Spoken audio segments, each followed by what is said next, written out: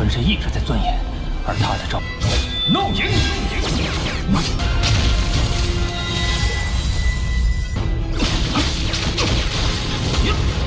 他的实力果然比第一层时强大不少。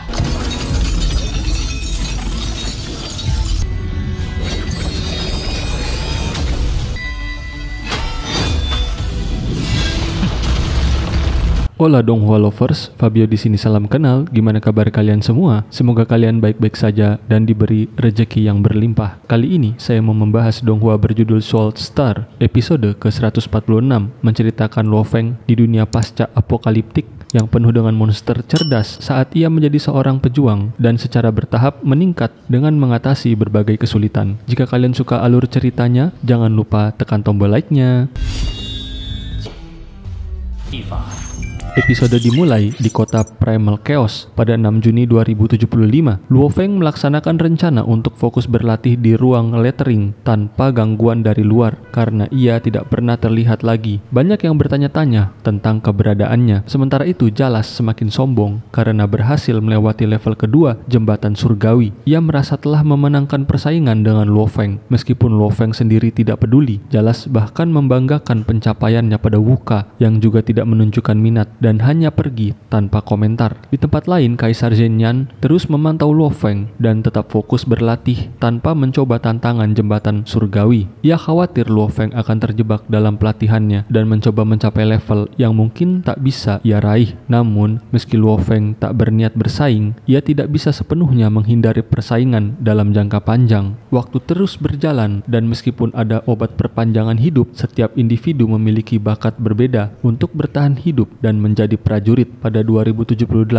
dua komandan yang dulu berjuang bersama Luo Feng meninggal karena usia, sementara anak-anak Luo Feng, Luo Ping dan Luo Hua sudah dewasa. Luo Ping menikah dan memiliki anak, mencerminkan siklus kehidupan di mana generasi baru menggantikan generasi lama. Keluarga Luo Feng tetap bertahan berkat obat perpanjangan hidup yang juga diberikan Hong kepada orang-orang terpilih, termasuk 3 pengawalnya. Pada tahun 2084, pertahanan kota terhadap serangan serangga induk semakin lebih maju di bawah kepemimpinan Le Shan dan Luo Hua. Di tahun 2086, Federasi Bumi memutuskan untuk memperluas wilayah dengan membangun basis kota di luar area berdinding, wilayah yang sebelumnya dihuni monster. Pada tahun 2088, wilayah manusia semakin meluas. Monster darat kini dijadikan target latihan para prajurit. Beberapa manusia tetap menjaga bumi, sementara yang lain mulai menjelajah di planet lain. Awal 2089, Luo Ping mulai membantu ibunya, Su Xin, mengelola perusahaan keluarga, sementara Luo Hua yang mewarisi sifat ayahnya memilih menjelajahi alam semesta untuk menjadi prajurit tangguh seperti Luo Feng, ayahnya. Pada tahun 2091,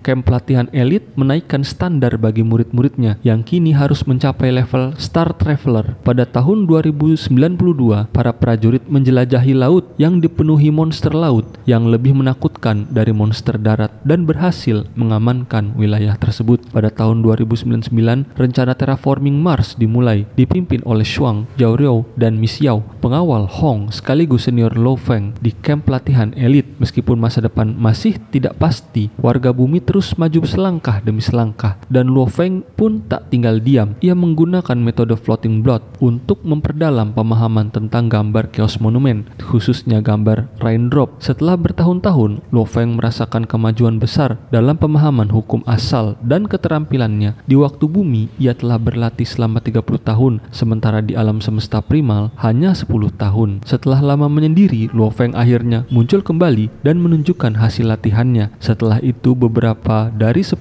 jenius terbaik angkatannya, termasuk Jalas, telah melewati level kedua jembatan surgawi. Banyak yang meragukan seberapa kuat Luo Feng sebenarnya, tetapi Wuka yang juga berjuang untuk klannya percaya Luo Feng tidak akan menyerah dengan mudah. Kini Luo Feng siap menunjukkan kekuatannya di level 2 jembatan surgawi. Di level pertama ia menghadapi mentalis, tetapi kali ini ia memilih seorang pejuang jarak dekat sebagai lawannya. Selama masa pelatihan, Luo Feng menguasai teknik Seven Shadow Blade yang digunakan untuk mengalahkan lawannya hanya dengan satu serangan. Meskipun masa depan masih tak pasti, warga bumi terus maju selangkah demi selangkah dan Luo Feng pun tidak tinggal diam. Kembali ke jembatan surgawi, lawan Luo Feng kali ini tidak memiliki kemampuan menggabungkan 9 pedang emas menjadi satu. Kekuatan lawan ini jauh melampaui tingkat pertama yang pernah dihadapinya. Namun, Luo Feng juga mampu menggunakan trik serupa. Ia menggabungkan senjata Yan Shen menjadi 9 senjata terbang yang membentuk satu pedang. Bedanya, Luo Feng memegang senjata itu dengan tangannya dan bertarung seperti pejuang jarak dekat. Di sisi lain, Jalas, alien yang sering meremehkan Luo Feng, merasa yakin Luo Feng tidak akan berhasil melewati 2 level berturut-turut seperti Bolan. Di jembatan surgawi, hanya kaum bangsawan dan orang berpangkat tinggi yang dapat menyaksikan langsung pertempuran, sementara yang lain hanya bisa melihat hasilnya melalui notifikasi. Saat hasil pertempuran diumumkan, Jalas terkejut hingga menjatuhkan cangkirnya karena Luo Feng ternyata berhasil melewati level ketiga. Sementara itu Rong Jun, kandidat terkuat kedua setelah Bolan, telah menerima pelatihan dari penguasa kerajaan alam semesta. Dia tidak pernah menyangka bahwa Luo Feng yang dianggap tertinggal jauh kini berhasil melampauinya. Kaisar Zhen Yan, satu-satunya yang percaya pada Luo Feng, tertawa puas dan menggoda Long Yun. Ia menyarankan agar Long Yun lebih mempercayai penilaiannya di masa depan. Long Yun akhirnya mengakui kesalahannya dan berjanji untuk melaporkan pencapaian Luo Feng kepada Venerable Nine Swords. Setelah menyelesaikan level ketiga, Luo Feng kembali mempelajari monumen kekacauan 9 semesta. Dia kini memahami setiap tetesan hujan dalam gambar diagram pertama, termasuk 9 konsep seni rahasia di dalamnya. Dalam kesadaran tubuh Golden Horn, sebuah lubang hitam besar melambangkan bahwa ia telah mencapai tingkat alam semesta. Lubang hitam kecil yang berputar di sekitarnya melambangkan 9 tingkat yang telah diserap, sehingga akhirnya menyusut menjadi titik ungu yang terus membesar. Ini adalah awal dari terobosan ke tingkat Master Domain, di mana seseorang dapat menciptakan dunia sendiri dan mengisinya dengan makhluk hidup. Golden Horn dan tubuh klon Mosa berhasil mencapai tingkat Master Domain, tetapi tubuh manusia Luo Feng masih tertinggal. Hal ini karena tubuh manusia harus menjalani rutinitas di dunia nyata. Berbeda dengan Golden Horn dan klon Mosa yang fokus pada pelatihan di dunia dalam. Namun, meski tertinggal, Luo Feng kini cukup kuat untuk menghadapi lawan seperti Nolan Shan, meskipun belum mampu menandingi Ming Yu, seorang Master Domain tingkat tinggi. Selama 10 tahun terakhir, tubuh manusia Luo Feng di dunia nyata terus mempelajari hukum asal tipe ruang yang membuat tingkatnya tetap berada di level alam semesta. Karena itu, Luo Feng memutuskan untuk lebih fokus meningkatkan level tubuh manusianya agar bisa mengejar ketertinggalannya dari tubuh klon lainnya hingga akhirnya mencapai level penguasa dunia. Namun, saat ini tampaknya ada hal penting yang masih harus dilakukan oleh Luo Feng. Apa hal itu? Temukan jawabannya di minggu depan. 10年前，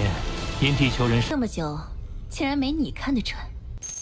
Episode 146 berakhir di sini. Terima kasih untuk kalian yang telah menonton hingga akhir. Jangan lupa untuk mendukung dengan subscribe, like, dan komen. Sampai jumpa.